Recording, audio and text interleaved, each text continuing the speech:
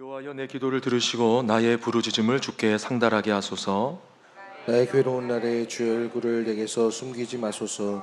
주의 귀를 내게 기울이사 내가 부르짖는 날에 속히 내게 응답하소서.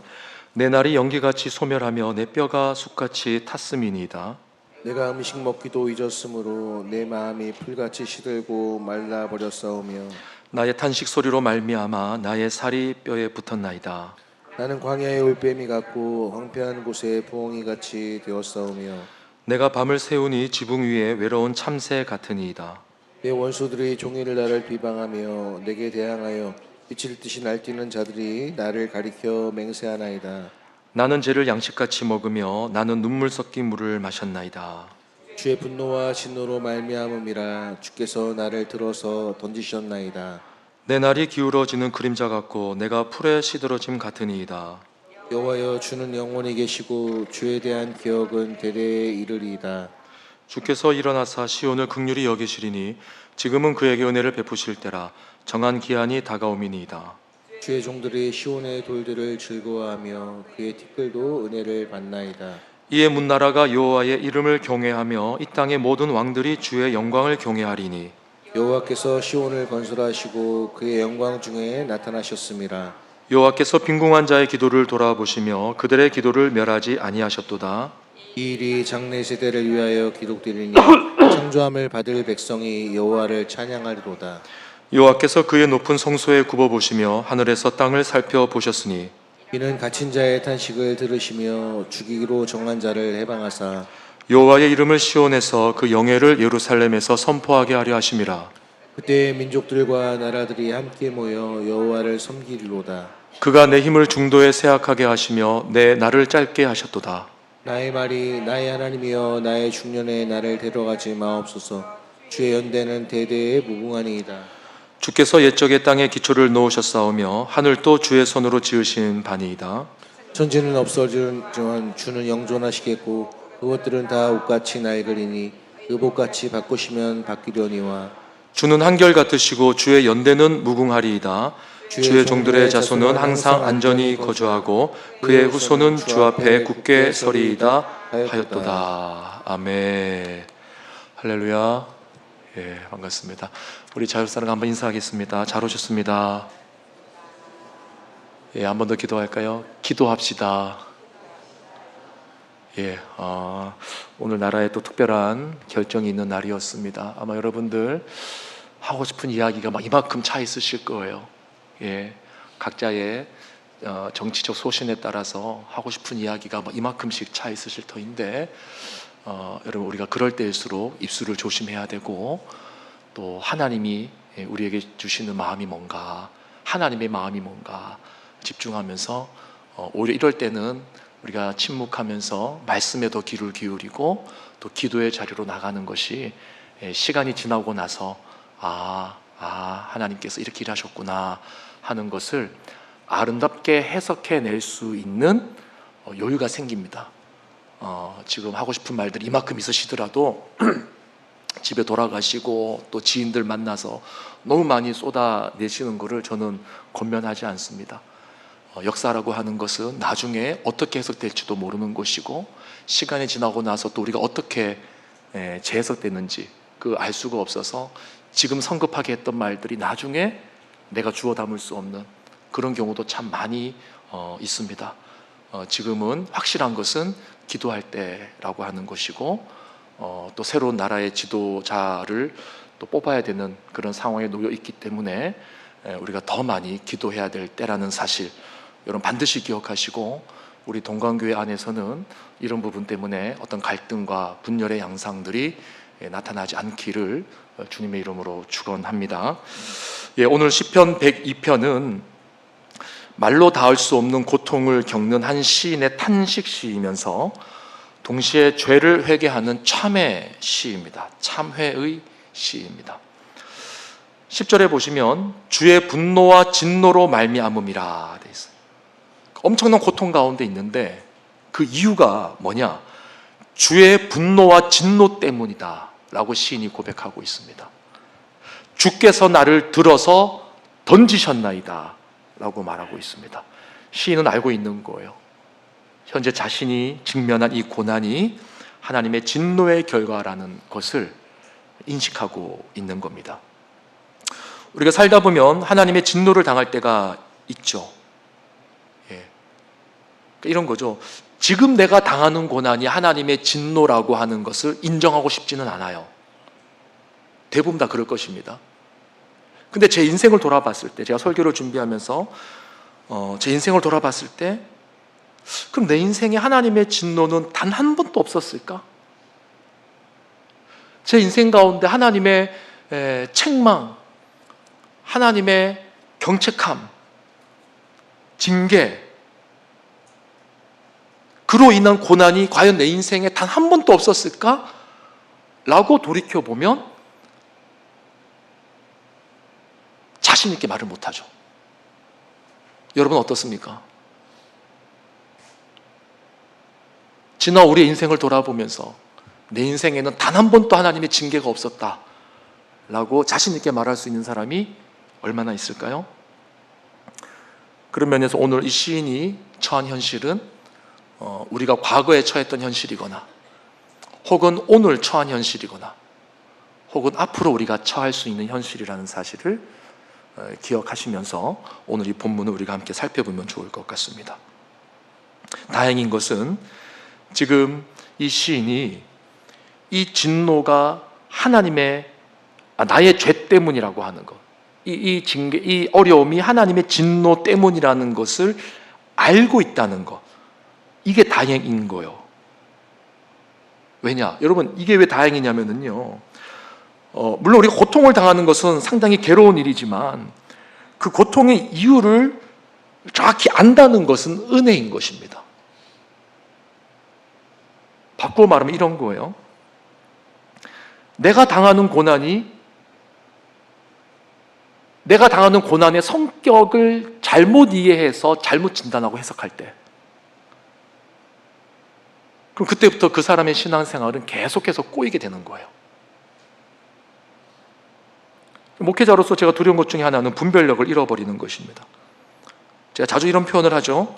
하나님께서 막으시는 것을 굳이 내가 극복해야 될 장애물로 착각하고 있지는 않을까? 반대로 하나님이 내 믿음을 키우기 위해서 극복하라고 주신 장애물을 하나님이 나를 막으신다, 내 길을 막으신다라고 내가 합리화하면서 신앙의 경주를 포기하고 있지는 않을까? 저는 이게 항상 고민이에요.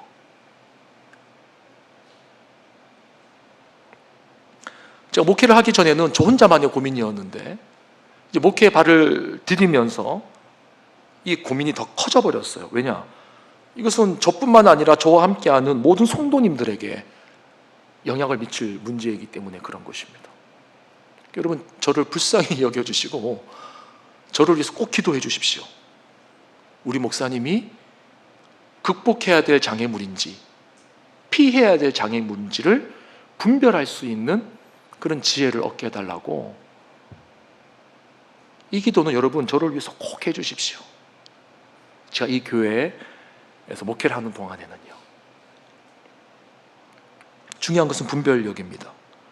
이 분별력이 있어야지만 우리가 내 인생의 고통의 근원을 바르게 깨닫고 분별하고 하나님 앞에서 빨리 회복될 수가 있는 거죠. 다시 본문으로 돌아와서요. 죄로 인한 하나님의 진노가 너무 클 때 우리는 종종 이런 생각을 하죠. 하나님께서 나를 버리셨는가? 하나님과의 관계가 끝이 난 것인가? 이런 생각이 내면에 스물스물 올라올 때 우리는 어떻게 해야 될 것인가? 그것에 대해서 오늘 본문이 우리에게 몇 가지를 교훈해주고 있는 것입니다. 첫 번째로 기억해야 될 것은 어떠한 상황 속에서라도 포기하지 말아야 된다는 거죠. 뭘 포기하지 말아야 되는가? 하나님의 은혜를 구하는 작업을 포기하지 말아야 된다는 것입니다. 어떠한 상황에 있다 할지라도. 1절 볼까요? 여호와여, 내 기도를 들으시고 나의 부르짖음을 주께 상달하게 하소서. 나의 괴로운 날에 주의 얼굴을 내게서 숨기지 마소서. 주의 귀를 내게 기울이사 내가 부르짖는 날에 속히 내게 응답하소서. 여러분, 여기서 중요한 것은 비록 시인이 자신의 잘못으로 인한 고통이라 할지라도 그는 하나님의 음성을, 하나님의 응답을 기다리고 있다는 거예요. 나의 부르짖음을 주께 상달하게 하소서. 상달한다는 것은 뭘 기대하는 거예요? 응답을 기대하는 거잖아요. 나의 부르짖음을 상달하게 하소서. 응답을 기다리는 거죠. 또 2절 마지막에도 보니까 내가 부르짖는 날에 속히 내게 응답하소서. 여러분, 신앙생활에서 무서운 것 중에 하나가 뭐냐면 자포자기하는 겁니다.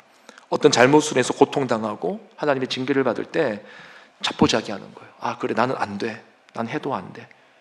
우리가 죄 때문에 자꾸 넘어지고 반복되어지는 죄를 범할 때 막 넘어지고 쓰러져서 난 더 이상 안 돼. 자포자기할 때가 많잖아요. 그래서 더 이상 신앙의 경주를 하지 않으려고 합니다.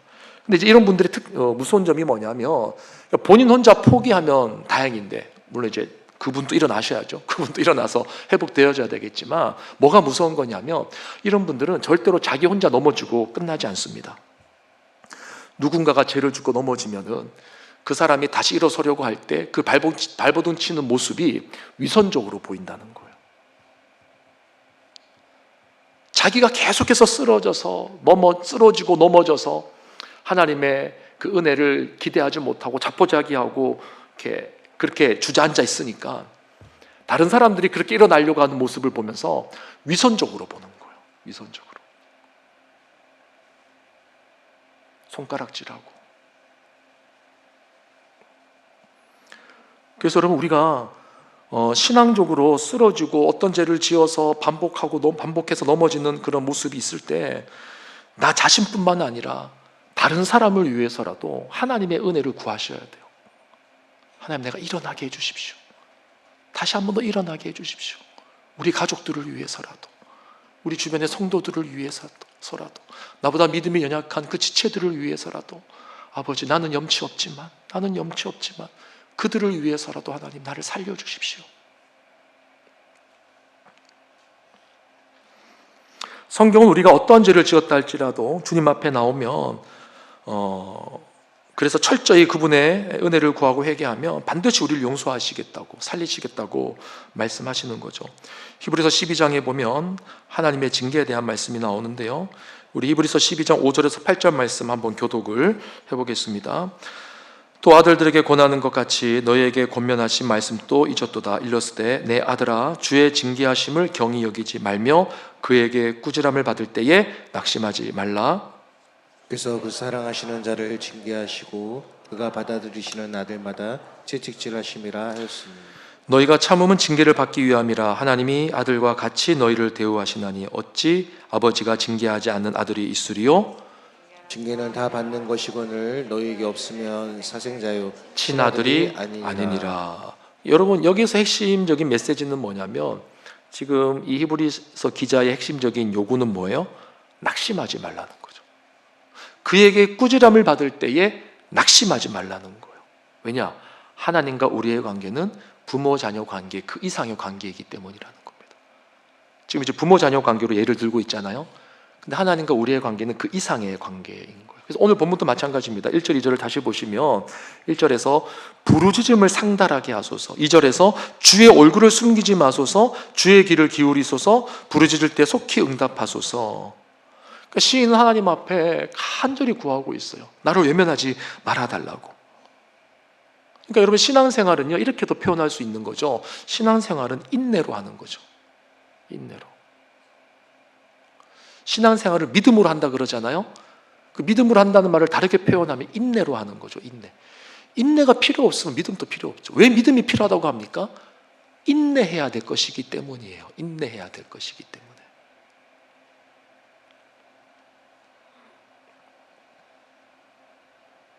인생에 많은 고난과 시련이 있습니다. 그러나 우리가 기억해야 될 것은 염치불구하고서라도 하나님께 나아가서 하나님, 나를 받아주십시오, 나를 용서해 주십시오, 나를 회복시켜 주시옵소서, 그렇게 매달리는 것이 하나님이 원하는 모습이고 또 우리가 회복되어지는 유일한 길이라는 것을 우리가 잊으시면 안 됩니다. 자, 두 번째로 징계를 받을 때, 우리의 인생에 징계로 인한 낙심이 찾아올 때, 고통이 올 때 어떻게 해야 되는가? 하나님 앞에서 우리의 고통, 아픔, 이 감정을 좀 솔직하게 아뢰는 그런 기도가 필요하다라고 오늘 본문이 우리에게 가르쳐주고 있습니다.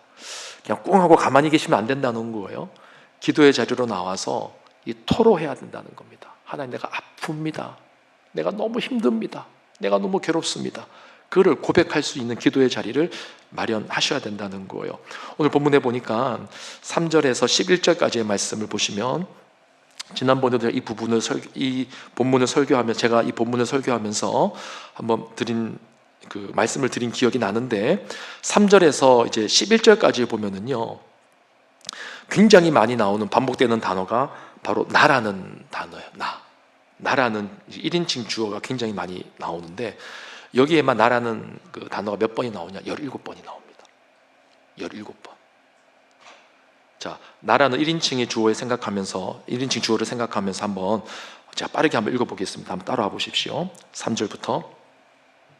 내 날이 연기같이 소멸하며 내 뼈가 쑥같이 탔음이니이다. 내가 음식 먹기도 잊었으므로 내 마음이 풀같이 시들고 말라버렸사오며 나의 탄식 소리로 말미암아 나의 살이 뼈에 붙었나이다. 나는 광야의 올빼미 같고 황폐한 곳에 부엉이 같이 되었사오며 내가 밤을 새우니 지붕 위에 외로운 참새 같으니이다. 내 원수들이 종일 나를 비방하며 내게 대항하며 미칠 듯이 날뛰는 자들이 나를 가리켜 맹세하나이다. 나는 죄를 양식같이 먹으며 나는 눈물 섞인 물을 마셨나이다. 주의 분노와 진노로 말미암으라. 주께서 나를 들어서 던지셨나이다. 내 날이 기울어지는 그림자 같고 내가 풀에 시들어짐 같으니이다. 어떻습니까, 여러분? 지금 시인이 당하는 고통으로 인해 얼마나 힘들고 어려운 시간을 보내고 있는지 느껴지시지 않습니까? 너무 고통스러운 거예요. 중요한 것은 시인이 이 모든 상황과 감정을 감추지 않고 하나님 앞에 있는 그대로 다 털어놓고 있다는 겁니다. 그래서 이 부분을 읽으면은요, 여기에는 눈물이 있어요. 시인의 눈물이 있고, 시인의 탄식이 있고, 외로움이 있고, 고독이 있고, 고통이 있고, 멸시가 있고, 아픔이 있고. 근데 결국 이게 다 뭐라고요? 회개하는 거죠. 회개. 이 회개의 고백 속에 자신의 아픔을 어느 것 하나 숨기지 않고 다 내려놓고 있습니다. 여러분, 이게 기도의 은혜죠. 이게 기도의 은혜죠. 우리가 기도할 수 있다는 것은요, 하나님 앞에 우리의 마음을 다 털어놓을 수 있다는 겁니다. 그래서 기도는 선물이에요. 하나님께서 우리에게 주신 선물. 우리가 세상 누구에게 다 털어놓겠습니까? 목회를 하다 보면 정말 어려운 사정과 힘든 이야기들을 갖고 와서 털어놓으시는 분이 있는데, 이제 비슷한 공통점들이 있어요. 목사님, 제가 이 얘기는 차마 딴 사람한테는 못합니다. 저는 그런 얘기 많이 듣습니다. 여러분들은 딴 데 말할 수 없어서 저한테 와서 말하지만 저는 어마어마하게 들어요, 그런 소리들. 우리가 다 말 못하잖아요, 다른 사람들한테. 제가 이제 놀라는 거는, 정말 친한 사이이신 것 같고 허물 없으신 사이인 것 같은데도, 목사님, 제가 이 얘기까지는 그 사람에게 못했습니다. 그런 분들 꽤 많으세요. 근데 제가 사연을 들어보면 그럴만해요. 말 못하겠더라고요. 근데 우리가 하나님 앞에 다 털어놓을 수 있잖아요. 하나님 앞에. 이게 얼마나 큰 은혜입니까? 세상 사람들은 털어놓을 수가 없어요. 저희 모친께서 기도하는 그 시간 속에 이제 말씀드렸죠. 저 어머니께서 이제 시골교회 목회 사모님이셨는데 늦은 나이에 목회를 시작하셨어요. 아버지께서 40대 한 중후반쯤에 이제 목회를 하신 것 같은데, 이제 두 분 다 장사를 하시다가 장사를 하시면서 나름대로 먹고 살만 하다가 갑자기 아버지께서 목회로 전향하시면서 고등학생이었던 형님과 당시 중학생이었던 저를 앉혀놓고서 내가 이 길을 가야 된다 하시면서 왜 본인이 그 길을 가시는지에 대한 레파토리를 쭉 말씀하시더라고요. 근데 괜히 듣는데 제가 눈물이 막 나더라고요. 눈물이 왜 났는지는 모르겠어요. 그냥 눈물이 그냥 나더라고요. 그냥 아버지가 정말 진지하게 뭔가를 말씀하시는 것에서 제가 울컥했는지 아니면 아버지가 목회를 하신다는 것 때문에 눈물이 난 건지, 아니면 내 인생 앞으로 끝났다라는 생각 때문에 눈물이 난 건지 그건 모르겠어요. 근데 그냥 눈물이 났어요. 예. 그 당시만 해도 이제 목회자를 바라보는 제 관점은 어떤 관점이었냐면, 참 목회자들은 구질구질해 보인다는 게 제 관점이었거든요. 예. 저렇게 어떻게 사나 이런 생각이 제 안에 10대 때 그런 생각이 있었는데, 그런데 이제 뭐 형님이나 저나 누님이나 이제 대학교 가고 이제 부모님 품을 떠나면 이렇게 떠나서 자유롭게 사는데, 이제 어머님은 뭔 고생이십니까? 졸지에 이제 시골로 들어가셔서 그 외로운 시간과 고독한 시간을 그 아주 작은 농촌 교회에서 이렇게 섬기시는데, 나중에 알았어요. 나중에 얼마나 그 외로우셨는지, 얼마나 그 말할 수도 없고 누구한테 하소연할 수도 없고 그 고독했던 감정을 제가 나중에 철이 들고서야 알았는데, 그때 어머니께서 하시는 말씀이 기도밖에 없었다 그러더라고요. 제가 지난번에 그 말씀 드렸죠. 정말 힘들 때 그 시골 이제 테이블이라 그러나요? 마당에 큰 상에 누우셔가지고 저 하늘에 이제 별을 본다고 하잖아요. 상이 아니라 그 개울가에 있는 숲에 가셔가지고 거기서 하늘을 쫙 누워서 쳐다보신대요. 그러면은 하늘에 별들이 막 쏟아지는데, 저 별들이 참 하나님 보실 때 저 별들 내가 이렇게 볼 때 너무 작아 보이는데, 하나님의 입장에서 나를 보시면은 내 문제가 하나님 앞에서 얼마나 작은 문제일까, 이제 그렇게 생각하시면서 위로를 많이 받았다 그러더라고요. 나한테는 너무 큰 문제인데 하나님이 보실 때는 아무것도 아니지. 그래, 하나님께 맡기자. 제가 어느 날 너무 힘들하니까 저한테 그 얘기를 해주시면서 저를 데리고 가서 그 별을 보여주시더라고요.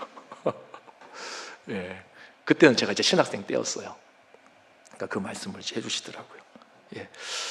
우리가 하나님 앞에서 다 아릴 수 있다는 거, 이거 상당한 은혜 아닙니까? 너무너무 큰 은혜 아니에요? 하나님 앞에 다 토로할 수 있는 거.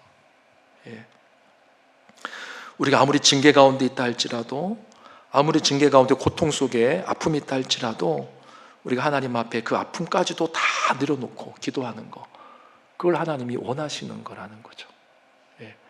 그때 진짜 하나님하고 가까워지는 거죠. 그때 하나님과 세상 표현으로 찐으로 가까워지는 것 아닙니까? 하나님 앞에서 내 마음을 진짜 다 토로하고 나중에 하나님께서 내 삶 가운데 일하시는 것을 볼 때, 그때 하나님과 내가 진짜 가까워지는 것 아니에요? 하나님께서 그 역사를 우리 가운데 예비하고 계신 거죠.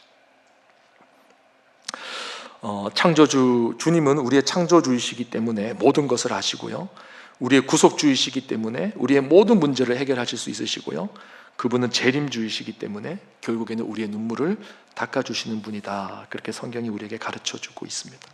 창조주가 되시고 구속주가 되시고 재림주가 되시는 그분께 우리의 모든 상황을 아릴 수 있는 그 은혜를 우리가 입었단 말이에요. 이 은혜의 기회를 놓치지 마십시오. 기도하러 나오십시오. 기도하시면서 마음의 모든 그 감정과 아픔들을 쏟아 놓으실 수 있어야 된다는 거예요. 자, 제가 좀 빨리 가겠습니다. 마지막 세 번째로 이제 시의 후반부로 넘어가면은요, 이제 이 시인의 마음이 점점 바뀌는 것을 볼 수가 있는데, 어떻게 바뀌느냐? 바로 신뢰와 확신으로 바뀝니다. 그러니까 우리가 고난 중에 징계를 받을 때, 고통 가운데 있을 때 가져야 될 세 번째 자세가 뭐냐면, 그럼에도 불구하고 하나님을 향한 신뢰와 확신을 가져야 된다는 거예요. 자, 볼게요. 13절을 같이 읽어보겠습니다. 시작. 주께서 일어나사 이러시리니 지금은 그에게 은혜를 베푸실 때라. 정한 기한이 다가옴이니이다. 여기 보면 시온을 긍휼히 여기시리니라고 되어 있죠. 그러니까 시온을 긍휼히 여기는, 시온이라는 말 자체가 함의하고 있는 내용이, 내포하고 있는 의미가 뭐냐면 하나님의 언약 백성이라는 뜻이에요. 시온, 하나님의 이름을 두시는 곳이에요. 하나님의 언약궤가 있는 곳이에요. 시온이라고 그러면 하나님의 언약 백성을 상징합니다. 그러니까 그 언약 백성을 긍휼히 여기신다, 불쌍히 여기신다, 그 말인 거죠. 그래서 이 언약 관계는 뭐냐면 통치의 개념이 또 들어갑니다. 언약을 맺었으니까 통치하시는 거죠. 주종 관계가 딱 잡힌 거예요. 언약 관계. 우리는 하나님 앞에 복종해야 되고, 복종하면 하나님이 우리를 보호해 주시는 거죠. 이게 언약 관계란 말이에요. 언약 관계. 그래서 시온이라는 말 자체가 언약과 하나님의 통치를 상징하는 장소. 그러니까 시온을 긍휼히 여기신다는 것은 하나님께서 그의 백성과 맺은 언약을 잊지 않으시겠다라는 것입니다. 언약을 잊지 않으신다는 거죠.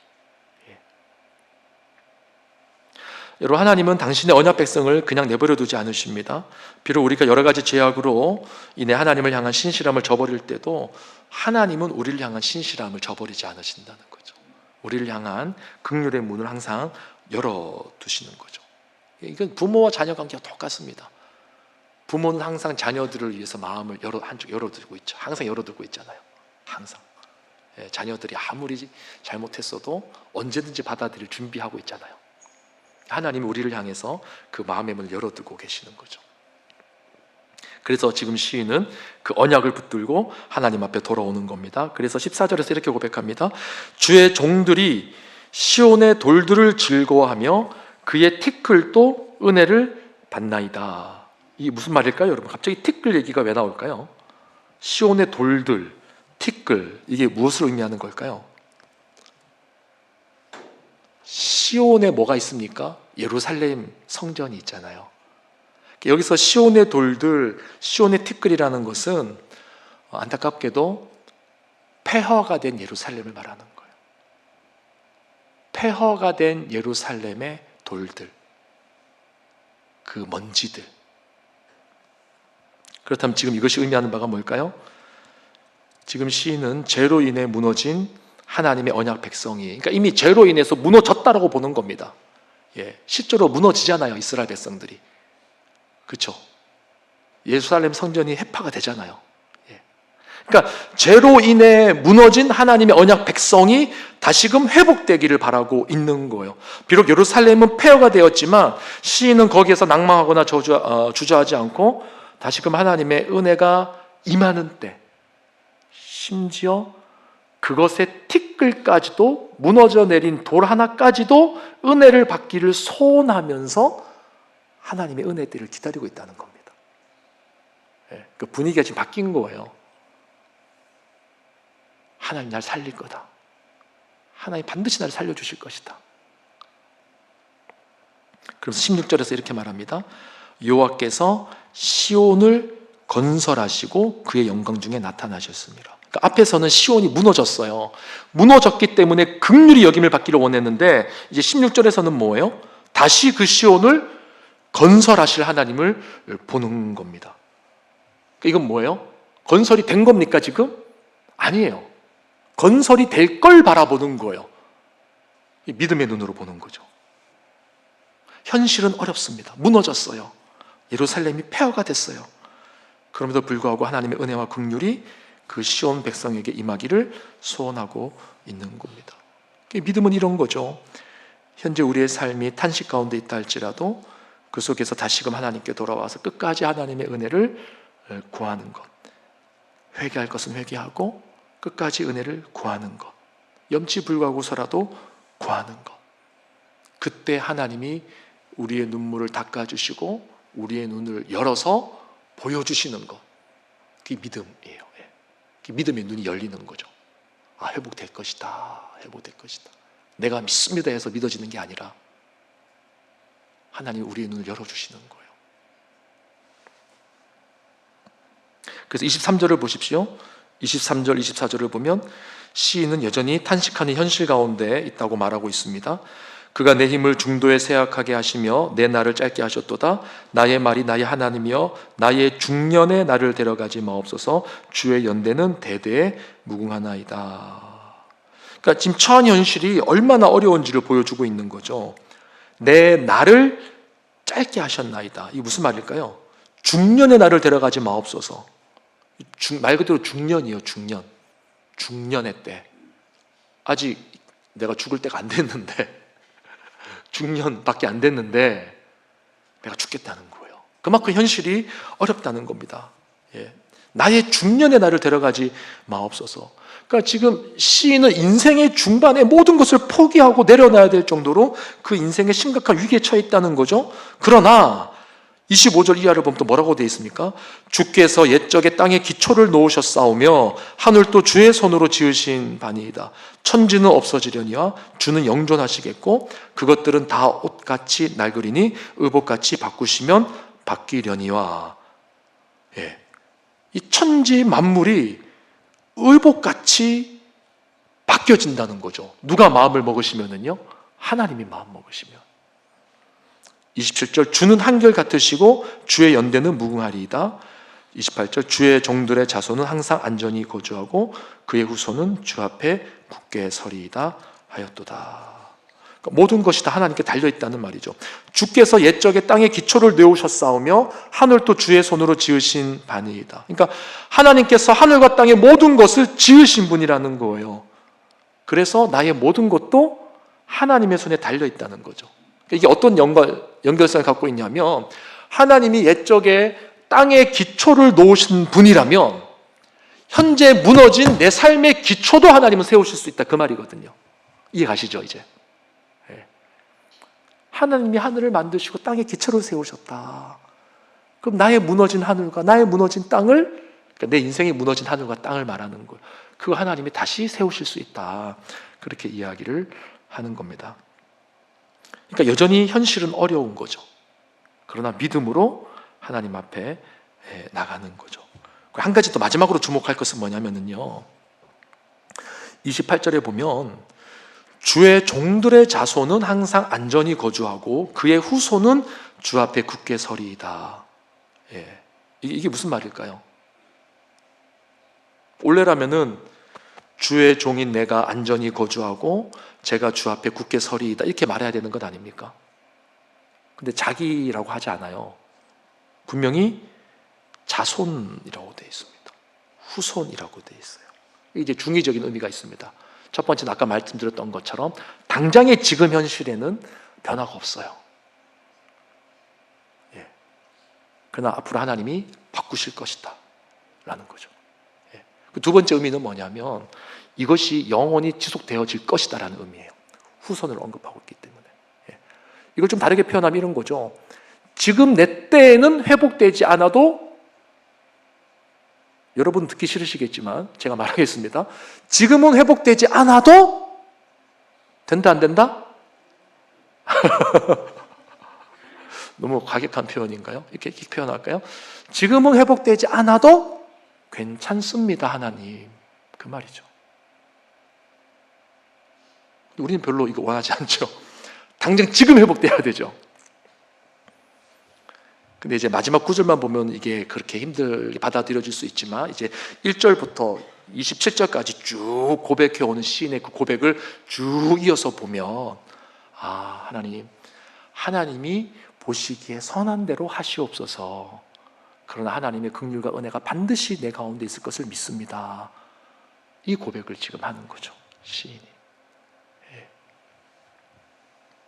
말씀을 정리합니다.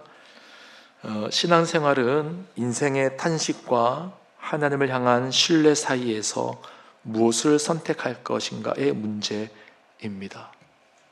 우리는 항상 선택해야 돼요.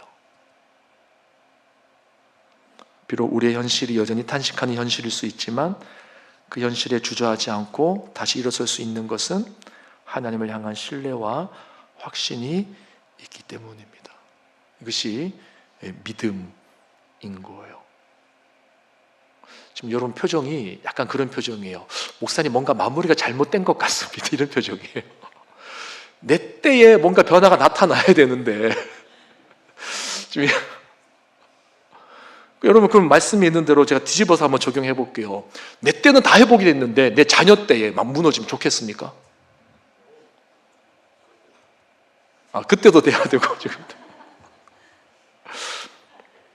이게 어떤 우리가 공덕을 쌓으면 자녀들에게 이게 넘어간다 이런 개념은 아니지만 하나님께서 하시는 일은 마지막에는 우리로 하여금 합력하여 선을 이루시는 것을 보여준다는 의미인 거예요. 그래서 시간이 지나서 그때 내가 너무 힘들었지만 차라리 그때 내가 그걸 견뎌낸 게 다행이었구나. 차라리 내 자녀 때 혹은 뭐 미래에 이렇게 되는 게 그래 이게 훨씬 더 낫다 라는 고백을 할 수 있는 날이 온다는 거예요. 이거를 믿고 살아야 되는 거예요. 이 믿음을 갖는 게 어렵습니다, 여러분. 사실은. 그래도 여전히 가시지 않는 표정들이 있으세요. 여러분, 고달픈 인생길이지만 우리가 하나님 앞에서 염치불구하고서라도 나갈 수 있게 되기를 바라고, 또 우리의 내면의 모든 아픔들을 다 토로할 수 있게 되어지기를 바라고, 또 하나님께서 반드시 우리 가운데 합력하여 선을 이루실 그 하나님을 신뢰하면서 나갈 수 있게 되는 그런 진정한 믿음의 모습이 우리 가운데 있게 되어지기를 주님의 이름으로 축원합니다. 오늘 말씀이 좀 너무 길었는데 우리 찬양 하나 하고 바로 기도하도록 하겠습니다. 예수 나의 좋은 치료자, 우리 찬양하고 바로 기도하도록 하겠습니다. 들은 말씀 생각하시면서 주님이 나의 치료자 되어 주셔야 됩니다. 주님이 나를 치료하지 않으시면 나는 변화될 수 없고 회복될 수 없고 나는 살아날 수 없습니다. 이 제목 가지고 함께 우리 찬양하고 마지막 기도하겠습니다. 예수 나의 좋은 치료자. 예수 나의 좋은 치료자, 그의 눈이 머무는 곳은 나의 슬픔과 고통, 고개 들어 그의 눈을 볼 때에 난 알았네. 예수 나의 좋은 치료자. 예수 나의 좋은 치료자. 예수 나의 좋은 치료자,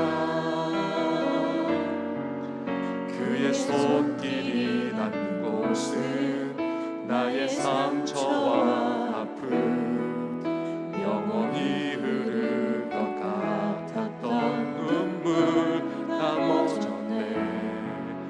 예수 나의 치료자. 다시 한 번 더 고백합시다. 예수 나의 좋은 치료자. 예수 나의 좋은 치료자, 그의 눈이 머무는 곳은, 그의 눈이 머무는 곳은 나의 슬픔과 고통, 고개를 들어 그의 눈을 볼 때에 난 알았네. 예수 나의 좋은 치료자. 예수 나의 좋은 치료자. 예수 나의 좋은 치료자, 그의 손길이 닿는 곳은, 그의 손길이 닿는 곳은 나의 상처와 아픔, 영원히 흐를 것 같았던 눈물 다 멎었네. 아멘. 예수 나의 주님께서 우리의 눈물을 먹게 하십니다. 나 노래하리라. 나 노래하리라. 선한 나의 돌아보신 구세주를 찬양해. 하늘 닿는 곳까지 내 손 들리라. 예수 나의 나 노래하리라.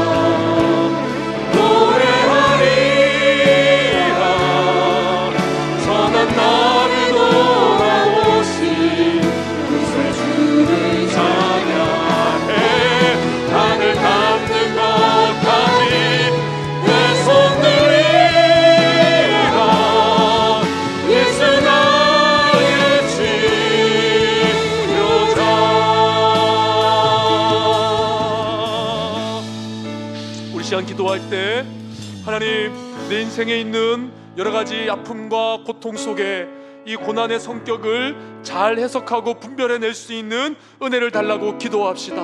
그리고 잘 분별한 그 성격에 맞게 하나님 앞에서 우리가 마땅히 처신해야 될 바를 알게 하여 주셔서 아버지 앞에 끝까지 장애물을 극복하고 믿음으로 나아가야 될 부분들이 있다면 나가게 하시고, 혹 우리 안에 돌아가야 될 부분이 있거나 회개해야 될 부분들이 있다면 그것도 깨닫게 하여 주셔서 하나님과의 관계가 회복되어 줄 수 있도록 하나님 도와주시옵소서. 하나님, 전자든지 후자든지 간에 결국에는 합력하여 선을 이루실 하나님을 기대하오니 그 하나님 앞에 모든 것 쏟아놓고 모든 것 의지하며 우리의 삶을 치료하시고 이끌어 가실 그 하나님 앞에 끝까지 기도하며 나가는 우리의 굳건한 믿음을 오늘 이 밤에 회복시켜 주시옵소서. 주의 이름을 크게 한번 부르고 각자의 기도로 마무리하시고 돌아가시길 바랍니다. 주님의 이름을 부릅니다.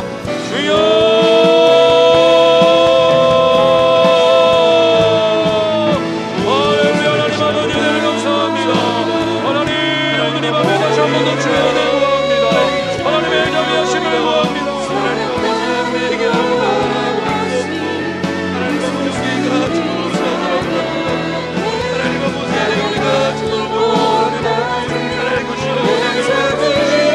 하나님 안에 온전한 믿음으로 서는 우리의 모습이 될 수 있도록